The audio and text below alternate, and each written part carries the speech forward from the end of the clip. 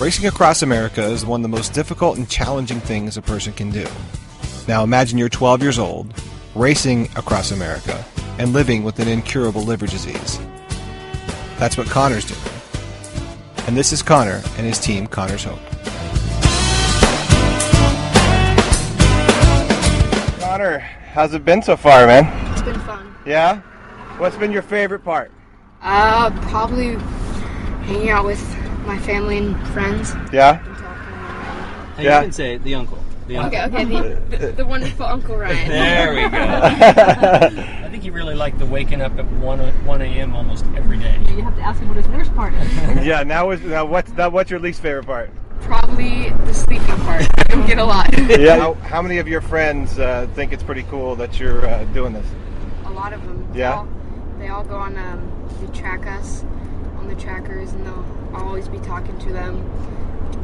We have a GPS satellite live tracker and also a really good blog set up and Twitter, and so the comments going back and forth are really cool. They love, getting constant pictures and information from us, and you see all of his friends from school chiming in. We're watching you, Connor. Yeah, I bet all the girls think it's pretty cool, huh? I don't know. Well, Yeah. Come on. You got a text the other day from somebody. Come on, give a shout out to her. That story right Yeah, there. that's I don't it. even know the person. Don't know the person, and what does she say? You look She good in said, I love spandex. you. I love you. That's the only thing the text said is I love you. And that you said you look good in spandex.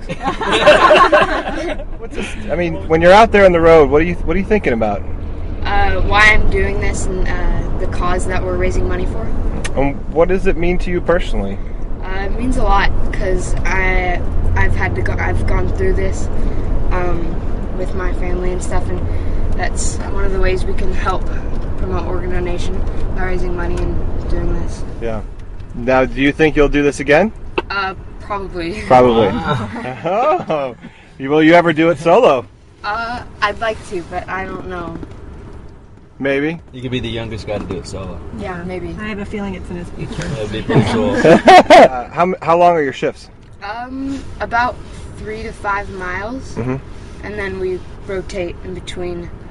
We split it up into 12 hours, so 4 people do this 12 hours, Mm-hmm. and then you get to go off and rest a little, while the other 4 people do 12 hours. Now, what's your diet been like? Where should we get that? Yeah, stuff? let's. Okay. There we go. The Molly's, the Reese's. Yeah, the Reese's There we Pieces. go. Wow, Rock you're. star, wake up. Hey, you're right. That's healthy right there. What every growing boy needs, right? Anything to get across America. Connor, do you have one thing you want to say to all your friends and fans out there? What would you want to say to them? Thank you for supporting me and helping me raise money. That's great. Now, anything you want to say to the girls? No, I'm good. How about I love you? I'm only 12, so.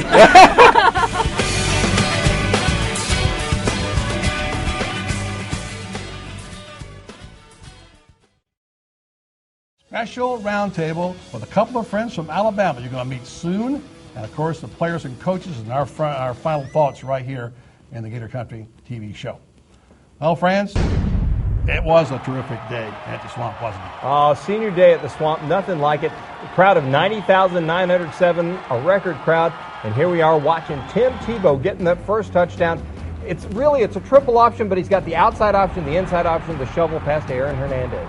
That's been a favorite staple of this offense, of course. And Tim, of course, very emotional at the beginning of the day, coming out really in tears. And, of course, it turns to happiness because the day was over, friends. And here's Tebow, another option play, only this time they cover the shovel pass, they cover the outside, leaving a lane for Tebow, run 18 yards for a touchdown. You just knew this was going to be a special day for number 15. The grander the stage, the grander he plays. And, of course, what a day he had. If he was ever out of the Heisman race, well, he's back in it now. If you got to go out, this is the way to go. Now, this is a little dump pass to Aaron Hernandez. Shows some moves we didn't really know he had. Aaron, tight end, 6'2", 250 pounds. Look at him run, making people miss. Aaron Hernandez runs like a wide receiver. That's why we said when the season started, he's probably the best receiver Tim Tebow's got. When you see runs like this, you know this is the reason why. Except that particular play, not a good one. Urban Meyer calling him a knucklehead. The reason Florida football players seem to have this tradition he doesn't like of throwing the ball in the swamp up in the stands. Or their last game, is this Aaron Hernandez's last game? Maybe. Could be. Okay, now here's Tebow. Watch how he froze the safety with the play fake. Riley Cooper goes one-on-one then, and it's a no-brainer. It's a no contest, really, with Riley Cooper one-on-one with a cornerback, particularly when the safety gets frozen like that. Great play fake. The Cox business, long-distance connection right there. And Riley Cooper, when he catches the ball, certainly makes some great plays. He is his favorite receiver, I think, for the long pass. And Riley Cooper running a crossing route, which you'd like to see there, friends. That's a staple of the offense that hopefully they'll use in the championship run. Riley Cooper, the way he's developed as a wide receiver this year, 41 catches, 706 yards, 8 touchdown passes. He certainly made up for the loss of Lewis Murphy. Now here's Tebow, the last touchdown of his career at the Swamp. Wow. Too bad he didn't get the jump pass right before this, but you know what?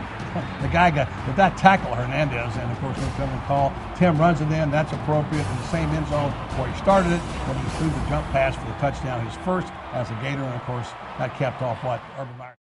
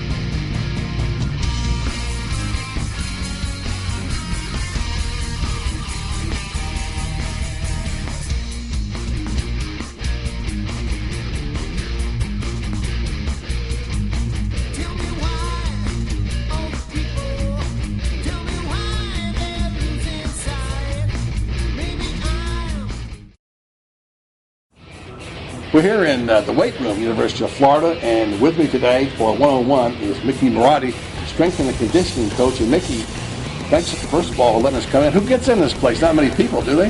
No, just student athletes. You got to be a student athlete. Yeah. So no oddly shaped guys like me wander down and start pumping iron, do there? Not many. Not many. All right. Mickey, it's such a big part of this program. I mean, I know all strength and conditioning coaches are big, but apparently yours is a much bigger role than most people if I talk to your boss about this. And, you know, you have these football players more times, more minutes, more hours than anybody else, including Urban Meyer, because you have them during the summer. Talk about the fact that you live with these young men just about 365. Yeah, it's not so much your job, it's almost part of your life. It's part of your family. You're with these guys so much, and you develop relationships depending upon, you know, where they're at in their college career and what you've been through together. And I just think it's part of the whole program, and you just got to make sure you're on top of everything, because a lot of things come up other than just what kind of shape you're in or how big you are, how much weight you lost. I mean, a lot of it goes into it. Well, it wasn't Saturday, and it's not game day, but it is pro day here at the Swamp in Gainesville, and a number of Florida Gators were out here showing off their skills to some NFL scouts. One of those guys you might have heard of, his name's Percy Harvin, and this is what he had to say. Make yourself 99, and it's actually like, man, I'm on the college game now. Like, when we actually run through the stadium, you just like this is what I've been looking at on TV, thinking it was impossible, thinking it was a dream so far that you couldn't reach, but once you actually run out the tunnel, you're like, man, we actually here. So I think the first feeling is unbearable. You just run out here and you see all these fans, and it's just like you're here. Yeah. Did you used to create your own player? And I always what was your game? NCAA, and if I ain't win the Heisman, I started the whole season. You always hit the reset button. Exactly.